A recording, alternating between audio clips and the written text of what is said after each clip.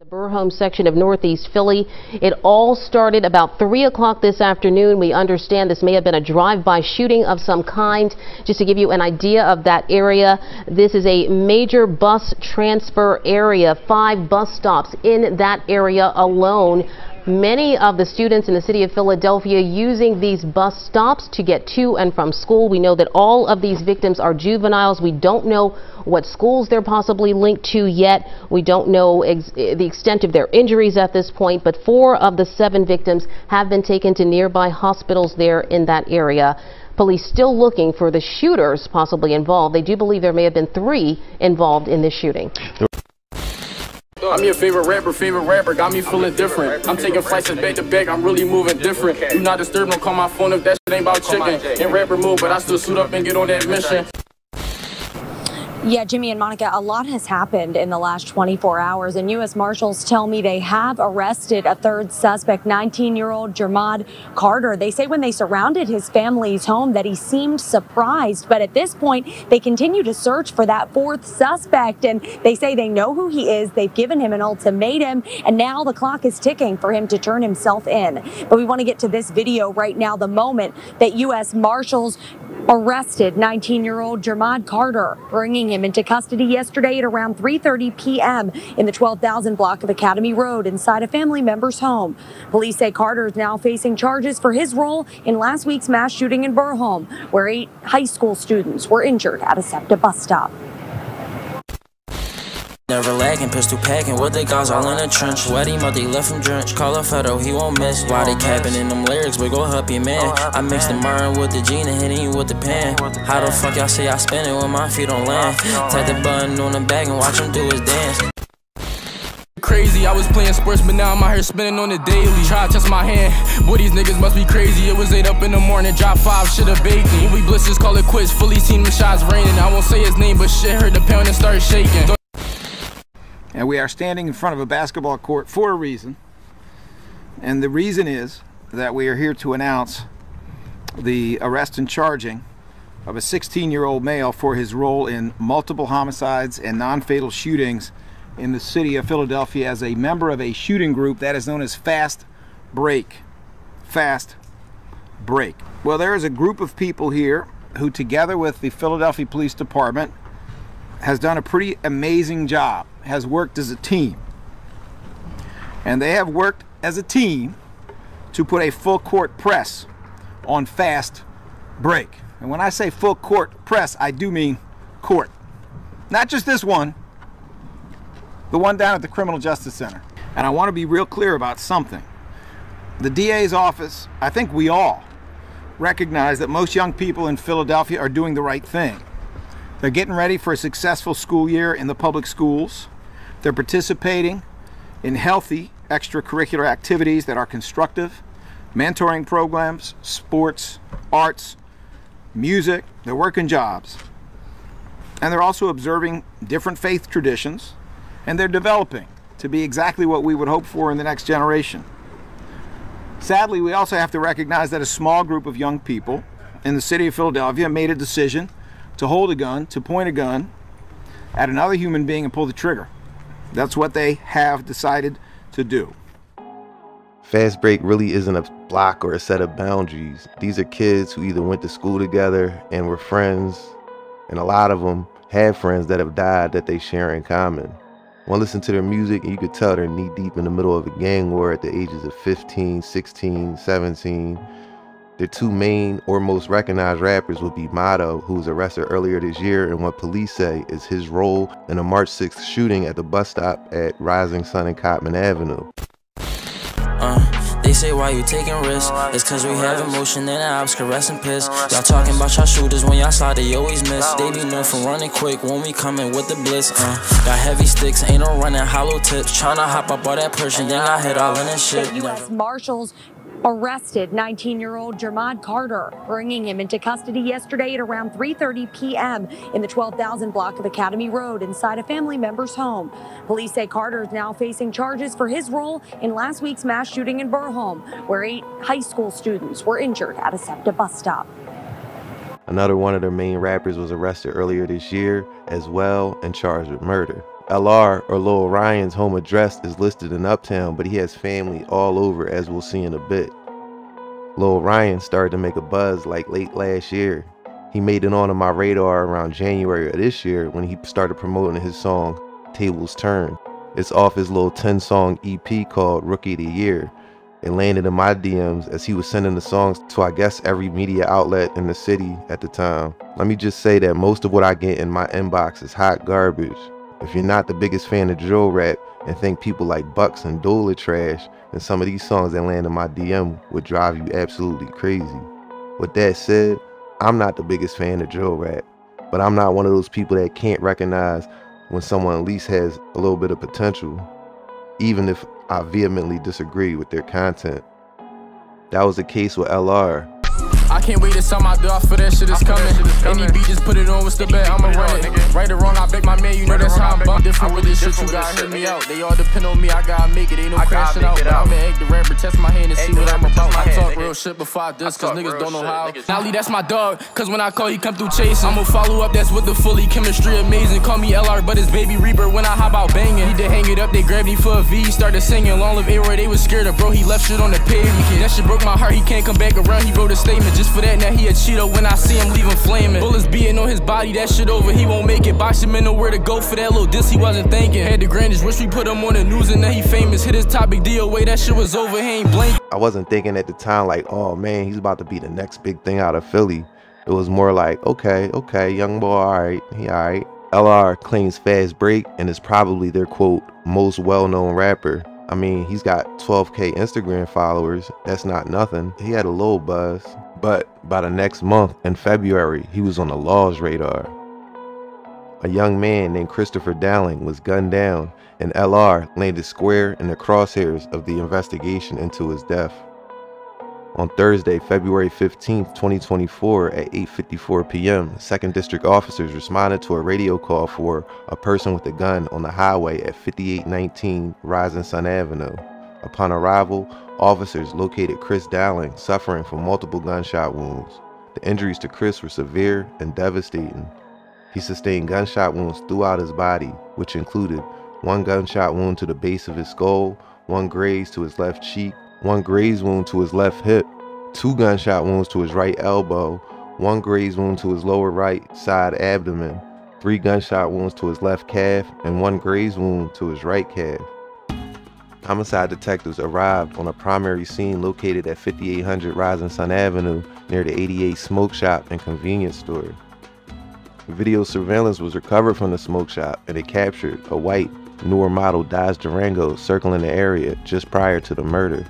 Chris is observed walking westbound on Rosalie Street, walking towards Rising Sun. Chris wasn't alone, he was trailed closely by his friend who had a red hoodie on according to the footage. That same Durango is seen driving south on Rising Sun and turning left on Rosalie. As the Durango passed Chris, an arm reached on the driver's rear passenger window and started firing. Chris turned the corner towards Rising Sun and collapsed. His friend that was with him in the red shirt started firing back towards the Durango as it sped off. He wasn't able to hit the fleeing suspect who just murdered his friends. On Saturday, February 17, 2024, investigators with the 35th District were alerted to Instagram stories that were posted following the murder of Christopher Dowling. Detectives were provided screenshots of the posts from several members of a group known as M24. This group is known to frequent the area of Masher and Nidro in the 35th District, and I'll leave out their real names for privacy since at the moment they aren't charged or involved with this crime. The Instagram posts were made from the following accounts. Account 1 Brody post, Longcrest got until 7 p.m. to throwing a white flag emoji. DM me now, it's been 10 plus years of getting spanked. Stop creating players. Every 6 months, y'all still have 0 points. Maya Glizzy post, and y'all know who came through with that Drake. Cut the act, that shit got claimed same day. Laughing face emoji, 100 emoji. Another post read, man down, put that button on him, then it's fucking over. 3 laughing face emojis followed by a blood drop emoji. Police later realized that the Dodge Durango was stolen. Other CCTV footage caught the Durango before and for minutes after the murder through various cameras. A picture of the driver was disseminated among police. As for the CCTV footage, of particular interest was an Exxon gas station on Rising Sun Ave. It depicted the Durango pulling up and two men hopping out and entering the gas station. According to camera 6 at 8:42:05 p.m., both the driver and rear seat passenger male exits the vehicle. The rear seat passenger is described as a black male, short, husky build, wearing a black mask, black Guess bubble coat, gray over black gloves, and black Under Armour track pants. The driver is described as a black male, thin build, gray hooded sweatshirt, mask, and black sweatpants. According to camera 1, the rear passenger pays for gas with his cell phone, Apple Pay, and puts a 4-digit code into the keypad at 8:42:41 p.m. That's significant because knowing the passcode adds to the evidence against this individual. Warrants for the two cell phones were obtained and can place them at each area of interest, which includes the murder scene and the gas station. They laid this out in the affidavit with call detail records, but I won't bore you with coordinates and times. Less than a month later, on March 6th, the shooting at the bus stop on Rising Sun that I mentioned earlier happened. Through that massive investigation into that shooting and his subsequent arrest, they were able to tie Anal Buggs to not only the bus stop shooting, but place him in the back seat of that Durango in the killing of Christopher Dowling.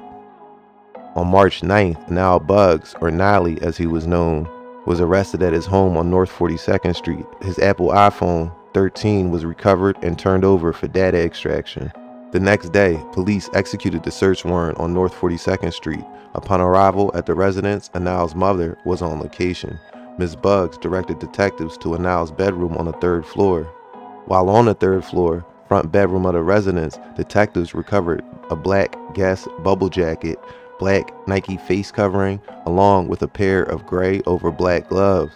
The shooter, Anal Buggs, according to police in this affidavit, wore all items recovered during the aforementioned murder on February 15th. So basically, with the GPS data tracking his whereabouts and him using his Apple Pay device at the gas station register, plus the clothing and gloves and mask found at his house, Anal Buggs was charged in the murder of Chris Dowling, as well as his role in the March 6th shooting that injured 8 people. It gives me peace to know that that person is in jail, but then it's like, I still want to be able to see my son again. A mother is one step closer to justice after police make an arrest in her son's murder. The alleged killer is already charged in the mass shooting at a SEPTA station that sent several students to the hospital. Police say 17-year-old Asir Boom, 18-year-old Jamal Tucker, 18-year-old Anil Buggs, and 19-year-old Jermad Carter are in custody. Police believe these suspects are linked to other crimes, including the SEPTA bus stop shooting in Ogons on March 4th, where 17-year-old Damon Taylor was killed. There's some kind of two neighborhood groups that seem to be going back and forth. Police say Buggs is also charged with the murder of 20-year-old Christopher Dowling, who was shot and killed on Rising Sun Avenue in Crescentville on February 15th. Dowling's mother says her son was just walking to the store when he lost his life to senseless gun violence. It gives me peace to know that that person is in jail, but then it's like, I still want to be able to see my son again. Hoping justice is served to the fullest extent. What did y'all want to accomplish from killing an innocent person? And then to know that they'll be in jail for a good while. To me, they need something harsher.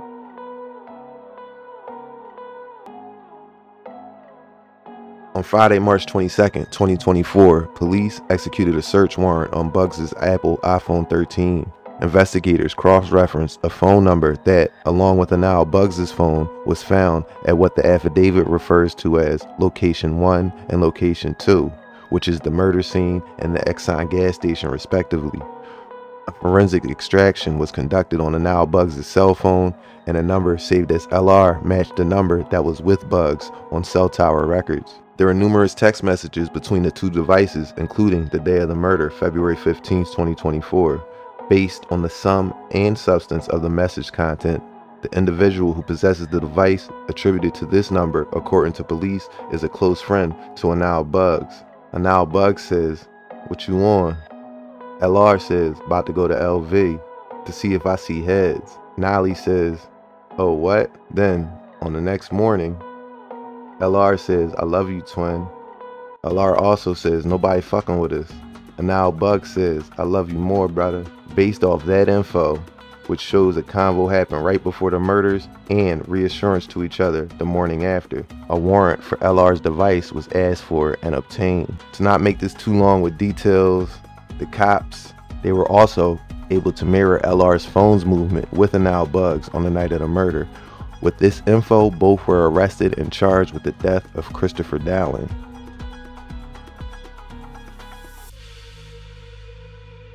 FastBreak, LR and Anal Bugs are both part of what authorities call a, quote, shooting gang. As a member of a shooting group that is known as FastBreak. FastBreak. Well, there is a group of people here who, together with the Philadelphia Police Department, has done a pretty amazing job, has worked as a team. And they have worked as a team to put a full court press on FastBreak. And when I say full court press, I do mean court. Not just this one, the one down at the Criminal Justice Center. This is a story ultimately that sadly includes the fact that it's a 16-year-old who is involved with others in shooting people and killing people with guns. A weird name for it, but I get why they call them that. These young boys aren't out here chasing a bag, they're chasing wreck and clout from maybe making a drill song off that wreck. Now, these are young teenagers here, so I'm going to treat this video a little differently. I'm not going to mention their ops, even though it's not hard to figure out who they're beefing with. Because we all know these young boys can't keep their mouth closed literally if their life and freedom depended on it. Who the pavement team? We the ones that show you where the pavement is. Baby Wack not a grown man yet, but he don't even play with kids. 7.62s coming out the yacht like I'm shooting baby red. Niggas keep on talking about FastBreak, but they ain't lay up shit. How y'all FastBreak? Y'all niggas ain't run down, go bang on shit. Niggas say he got bees, whole time the nigga flamed his friend. But one thing we all pretty much know is they were not beefing with YBC. So why did a member of this little group kill Duel? Well, I'm gonna be honest, we still aren't 100% sure, but we do know that Aiden Waters, or A-Boy, or The Craftiest 4, which is his IG name, was posting Sarah from the Mont the day Duel died. But that can mean anything, right? Did Aiden Waters kill YBC Duel? Well, let's see what the cops have against him so far. His affidavit was on a larger side, 15 pages. Aiden Waters, who not much is known about at this time except for that there's footage of him running and winning relays at like 7 or 8 years old on YouTube. Besides that, we know he was part of FastBreak and was on a crime spree when he got arrested. On August 14th, 2024, in Cheltenham, the Cheltenham Police Department reported a stolen Kia Sportage. The complainant, TH, who stated that when she left work, her 2018 white Kia Sportage was missing from where she parked it. On August 17, 2024, at approximately 1:35 a.m., complainants JC, a 40-year-old white male, and AC, a 41-year-old white female, left the live casino at 900 Packer Avenue. While at their vehicle, they were approached by 2 to 3 males saying, "Give it to me, give it to me." One of the men was a black male armed with a handgun. Taken were 2 Apple iPhones, 2 Rolex watches, 1 Louis Vuitton purse with credit cards and IDs, and $500 in US cash. Also, $700 worth of live casino chips. The males fled in a white Kia Sportage, the same one stolen out of Cheltenham. Recovered by detectives from the Walt Whitman Bridge were the 2 Apple iPhones, which were fingerprinted and then returned back to the owners. On August 18, 2024, at 9:53 p.m., 2nd District officers responded to 500 Centner Street for a shooting. Upon arrival, police located victim number 1, a 43-year-old suffering from a graze wound to his abdomen, and transported him to Einstein Hospital for treatment. Shortly thereafter, police located victim number 2, a 14-year-old suffering from a graze wound to the back of his thigh. Victim number 2 was transported by medics to Einstein for treatment. SIG detectives processed the crime scene at 500 Sittner and recovered 16 7.62 FCCs, which are fired cartridge casings, and 9 9mm FCCs. Victims number 1 and number 2 were interviewed by SIG detectives while at the hospital. SIG is the Special Investigations Unit. Victim number 1 stated that he was outside talking to a friend when he heard gunshots and realized he was hit. Victim 1 did not see who was shooting or where the shots came from. Victim number 2 stated that he was walking home from playing basketball when he heard gunshots and started running. Victim number 2 stated that he did not see who was shooting and that there were no issues at the basketball court beforehand. Surveillance video recovered from the crime scene reveals the suspect's vehicle, a newer model gray sedan, began shooting at victim number 2, who then runs eastbound on Centner towards victim number 1 as the offenders continued shooting. On August 19, 2024, at about 2:32 a.m., 35th District officers responded to 200 East Duncannon Avenue for a report of a shooting. 25th District officers located 2 complainants and 2 witnesses at Whitaker Avenue and Hunter Park Ave en route to St. Christopher's Hospital. The complainants were each suffering from gunshot wounds to the head and torso. Police transported victim number 1, who was Marquise Sanders, to Temple University Hospital, where he was pronounced dead. Another 16-year-old, who also was shot but survived. Surveillance was recovered from the scene and a gray Hyundai Sonata was seen fleeing the scene. At approximately 4:04 a.m., about an hour and a half later, 35th District officers responded to the 6500 block of North 10th Street for a report of a vehicle on fire. The Philadelphia Fire Department responded it was that gray Sonata. On August 19, 2024, known FastBreak member LR or Lil Ryan makes 2 recorded telephone calls to a phone number police are able to attribute to FastBreak member LM.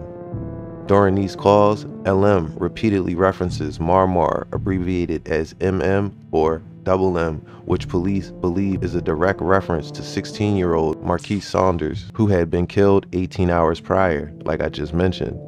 LM states that he's smoking Marmar, then bragging, "We get a scrimmage bailout," and that he made a free throw, and referencing the incident as a basketball game. In the second call, LR seems to accuse LM of being captured on surveillance video committing the murder.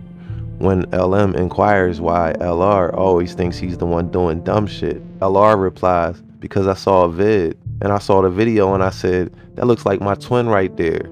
Later in the conversation, LR can be heard asking if there was a ball game today. On August 20th, 2024, known FastBreak member LR makes a tablet call to known FastBreak member Aiden Waters, aka A-Boy. During the conversation, LR repeatedly requests clarification on what incident they're actually talking about. "You talking about that situation?" he says. "You talking about ML Weez? Wait, so you talking about what I'm talking about, right?"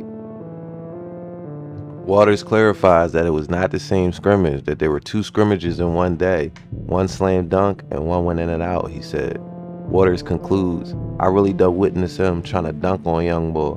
On my mom, I witnessed him bang on young boy, but that shit didn't go in, bro." Like, Waters then turned the camera toward his torso and dragged his fingers back and forth, appearing to graze his side with his fingertip. And as for YBC duel, on August 23, 2024, at approximately 3:35 p.m., 35th District officers responded to Einstein Medical Center for a report of a person with a gun. Upon arrival, the officers located the decedent, Abdul Vicks, suffering from multiple gunshot wounds. Doctors pronounced the victim at 3:55 p.m. The 35th District located a white Hyundai with apparent bullet holes and strike marks parked on the 5500 block of North Fairhill Street. Almost simultaneously at 3:34 p.m., police responded to a radio call for a person with a gun at 5520 North 6th Street. Police cleared the property, and as they were preparing to leave, a witness known to the Commonwealth, hereinafter as witness number 1, approached officers and advised them that he was inside the Hyundai with YBC Duel at the time of the shooting. At 5:25 p.m., witness number 1 was transported to the homicide unit by police and was escorted to interview room D, where they provided the following summarized statement. Witness number 1 informed detectives that they were the music manager of the deceased, Abdul Vicks. This witness stated that Abdul Vicks had rented the white Hyundai for approximately 1 week. On the evening of August 23, 2024, this witness and YBC Duel were scheduled to travel to New York for business. The witness stated that prior to the shooting, Vicks had arrived at his residence at North 6th Street, entered the property, and the two left approximately 2 minutes later. Witness number 1 said that YBC Duel was operating the Hyundai and that he sat in the front passenger seat. There were no other occupants. Approximately 4 minutes into the drive, Duel was shot. This witness stated that everything happened so fast and that they did not know where the gunshots were coming from, did not see who shot, did not know if the shooter was in a car or on foot, and did not know how many gunshots were fired.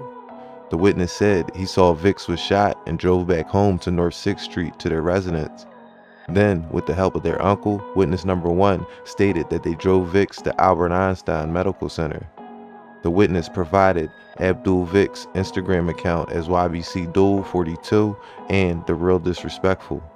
The witness initially was not forthcoming with providing their Instagram handle, but after being confronted by detectives, they ultimately provided their Instagram as Baby 35th Street. Detectives were notified of a vehicle arson that occurred on the 6900 block of North 15th Street in the rear parking lot. The Philadelphia Fire Department was notified, responded, and observed a 2018 white Kia Sportage which had been obviously burned. Upon opening the vehicle, fire personnel observed several FCCs inside the vehicle and notified police immediately. Surveillance video recovered shows the Kia entering the side building parking lot of 6945 North 15th Street at 3:40 p.m. The Kia then disappeared behind the building where there are no cameras. At 3:43 p.m., a male wearing a black hooded sweatshirt, a black mask, and dark colored pants is observed running out of the lot, making efforts to cover his face. On August 25, 2024, recovered from the vehicle were multiple DNA swabs, latent fingerprints, 2 7.62 FCCs, 1 9mm FCC, and 1 unfired 9mm cartridge. Fire marshals took samples from a towel which smelled of gasoline that was located on the front driver's seat and a sample from the rear seat of the vehicle. On August 26, 2024, a surveillance video clip captures the murder of Abdul Vicks that was posted on multiple social media outlets, including Instagram. Police were not aware of the video before this. A review of the footage allowed homicide detectives to identify the scene of the murder as 176 West Olney Avenue. Detectives were dispatched to the 100 block of West Olney Ave to locate any remaining scene and video. After canvassing the area, they recovered 1 silver 9mm FCC from the street. The examination compared and identified latent fingerprints in which 7 different prints were recovered from the burned Kia Sportage. One of the prints belonged to a 17-year-old who ended up becoming a witness. With his mom present, he was read his Miranda rights and he told officers a fake story about a guy named Julius who was trying to sell Aiden Waters the stolen Hyundai Sonata for $100. He said he briefly got in the car to talk with him and that's why his prints might be in the car. He acknowledged where Aiden lived, which is on 68th Street. During this investigation, detectives were able to obtain surveillance video in order to track the path of both vehicles, the Kia and Hyundai, before and after the murders. The offender's white Kia Sportage is able to be tracked from the shooting of Duel all the way back to near 68th and Cobbs Creek, where apparently Aiden Waters lives. A camera catches the white Sportage traveling to the back alleyway on 68th Street. However, there were no cameras in the alleyway, and all they have on video is footage of a male running from the alleyway moments after the Kia Sportage is last seen entering the alleyway. On August 31st, 2024, Homicide and SWAT executed a search and seizure warrant on the house on 68th Avenue. Police located Aiden Waters in the second floor bedroom. On the bed, under Waters, was a black Glock 29 10mm handgun. The firearm had an obliterated serial number, a red switch attachment, a red grip, and an extended magazine loaded with 24 rounds. There was no round in the chamber. A search of that same bedroom also yielded 1 yellow and silver Rolex with a blue face, a social security card belonging to Aiden Waters, and an empty Magnum Baby Desert Eagle gun box for a 9mm firearm. Recovered from Waters was a black iPhone 15 Pro Max with the back glass shattered. A search of the basement yielded 1 Glock 9mm 19 Gen 5 handgun with a serial number still intact. The firearm was in a black bag next to the washer and dryer. It was loaded with 16 live 9mm rounds and 1 in the chamber. This firearm was found to be in stolen status. In total, 8 cellular devices were recovered from the basement as well. Aiden Waters was taken into custody and transported to the homicide unit for investigation. Waters' mother, just 39 years old, was also transported to the homicide unit. In the interview room B, which was audibly and visibly recorded, she permitted detectives to speak with her son. Detectives took a post-Miranda statement from Waters. The pertinent portions are summarized as follows. Waters said he resides on 68th Avenue with his mother.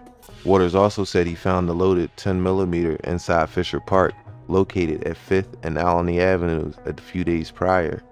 Waters admitted to associating with at least 2 FastBreak members and provided an Instagram's, quote, troll page called It's Aiden Bitch. Waters acknowledged knowing of the shooting death of YBC Duel and the day that it occurred. And when asked about his familiarity with a white Kia Sportage used in the homicide, he initially denied any knowledge of the vehicle. Confronted with the existence of surveillance footage, Waters stated that the white Kia arrived at the rear of his home on the day of Vic's murder, but he doesn't know anything else. Waters refused to tell detectives the identities of any occupants of the Kia. Pursuant to the search and seizure warrant, Aiden Waters was photographed and fingerprinted. Detectives also obtained DNA from Waters via buccal swabs. The recovered firearms were swabbed for DNA evidence as well. Police are familiar with both witness number 1 and the decedent Abdul Vicks as known members of a group called YBC. Detective Carr spent 7 years as a patrol officer in the 16th District, where the group initially operated and began interacting with the officer. He states that in that capacity, Baby 35th Street and YBC Duel began interacting with him in 2016.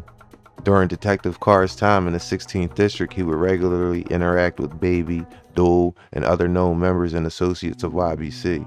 Carr eventually began regularly monitoring their Instagram accounts. Carr has monitored their account since 2017. Officers are also familiar with the group FastBreak and know FastBreak members are mainly comprised of juveniles who reside or spend their time in the Alany section of Philadelphia and are often referred to as the younger version of the group M24. They are also former members of a group called the Jump Out Gang. Further, police are aware of social media accounts used and operated by FastBreak members and associates. Additionally, police know that FastBreak is one of the most recent criminal groups to target the Alany neighborhood in the 35th District. They specifically associate themselves with North 4th Street, which they call the 4, including the areas of 4th and Nedro and 4th and Spencer. They are known to have relationships with members of the older M24 gang, which operated in roughly the same area within Alany.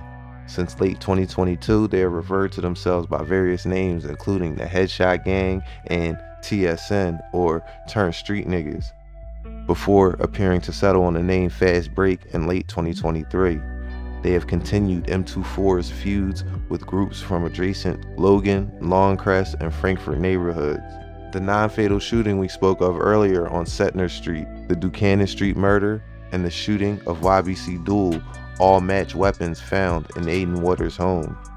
On September 4th, 2024, a preliminary examination of the 17-year-old's iPhone identified some significant falsehoods in his statement to police. Contrary to what he said, he was in contact with Aiden Waters on the evening of August 18th, 2024, and he apparently sells Aiden the stolen gray sedan, which police believe is used in the August 18th, 2024 non-fatal shooting and the August 19th murder, which occurred just hours apart. Prior to asking about the sedan, Waters asked if the 17-year-old still has the Sportage, which is the model of the Kia used in the August 23rd murder of Abdul Vicks. A review of the 17-year-old's Bluetooth connections show that they are connected to a Kia and a Honda Sonata in the days leading up to August 18th. After the vehicles are used to facilitate the commission of each crime, these individuals attempt to destroy any physical evidence left behind by bleaching and setting the cars on fire, so the police were able to establish a pattern. Aiden Waters is charged with 2 counts of murder, aggravated assault, criminal conspiracy, armed robbery, and grand theft auto, among other serious charges. LR, or Lil Ryan, is charged with the murder of Chris Dowling, among other charges. There is a lot more to this story that will be updated in a YBC Duel video, so look out for that. I'm gonna leave it there for now. Thanks for watching. This has been American Confidential, and until next time, be safe. And right now, a 16-year-old boy is charged with the murder of a Philadelphia rapper. That shooting happened last month in Olney. The 25-year-old rapper Abdul Vix, also known as YBC Duel, was killed. District Attorney Larry Krasner announcing those charges today. He also says the teen suspect is connected to several other shootings. Jeff, what can you tell us? Well, I can tell you that the country and this region appears to have a problem with young victims and young people shooting guns. Listen, prosecutors with the district attorney's office tonight are urging parents in the city of Philadelphia to search the rooms of their children to find guns there and call the police to have them taken away. This, as you folks have reported, as he charges a 16-year-old with double murder. In a light rain near a basketball court in Olney, DA Larry Krasner reports he's charged a 16-year-old with the killing of 2 and the wounding of others as part of a shooting group known as FastBreak. A small group of young people in the city of Philadelphia made a decision to hold a gun, to point a gun at another human being and pull the trigger. The alleged teenage shooter is Aiden Waters. The DA says he's the killer of 25-year-old rapper Abdul Vix in a shooting on the 5500 block of North Fair Hill Street in late August. Investigators report they've linked Waters to a wave of shootings in Philadelphia last month, along with the murder counts. He faces attempted murder, aggravated assault, and gun charges. It's called clout chasing, is what we call it. It's what everyone calls it, I guess. You're looking for notoriety. You're looking to make a name for yourself. Prosecutors say the guns used in the killings were illegal and one had a switch installed, allowing for multiple shots with one squeeze of the trigger. Prosecutors are urging parents to search their children's rooms for guns. Recover the firearms that are in the homes, in the basements, under the rafters. Call the police. Tell them you found a gun in your house. At 16, Waters is likely to spend much of his life in prison if convicted, while a city council member calls for early intervention for teens like him. We need to find ways to get a hold of these clout chasers, these young people who are oftentimes doing things just to be noticed. Once again, a 16-year-old charged with double murder in this case. The district attorney calls this a rapid response to violent crime. The alleged shooting occurred just last month. In the meantime, they are urging parents to help them with their efforts. Live in Olney, I'm Jeff Cole, Fox 29 News. Folks. All right, Jeff, thank you very much.